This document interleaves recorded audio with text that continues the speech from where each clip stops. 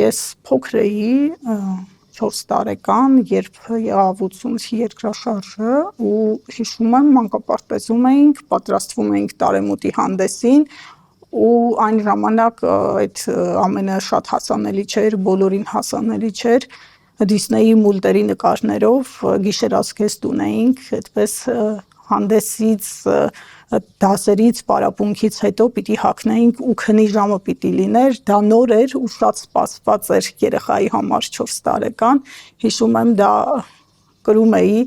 երբ տատիկս եկավ իմ ու քրոջս հետևից, արդեն երկրաշարժ էր եղել, իհարկե ոչ ոք չէր հասկանում, թե դա ինչ է, հիշում եմ այդ խառը վիճակը, բոլորը իրար էին խառնվել, պատուհանների, այդ ապակիների ձայները,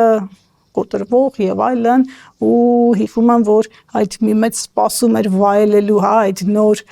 գիշերազգեստը, այդպես երևի մնաց մանկության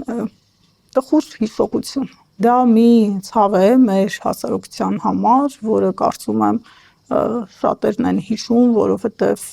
մենք մինչև հիմա ցավոք սրտի ունենք աղետի հետևանքով անօթևան ընտանիքներ Գյումրիում, նաև Լոռու մարզում, այսինքն այդ վերքը որքան էլ հեռավոր է թվում, կարծում եմ ամեն դեպքում ինքը դեռ ցավեցնում է հատկապես այն ընտանիքներին, որոնք ցավալի կորուստներ են ունեցել։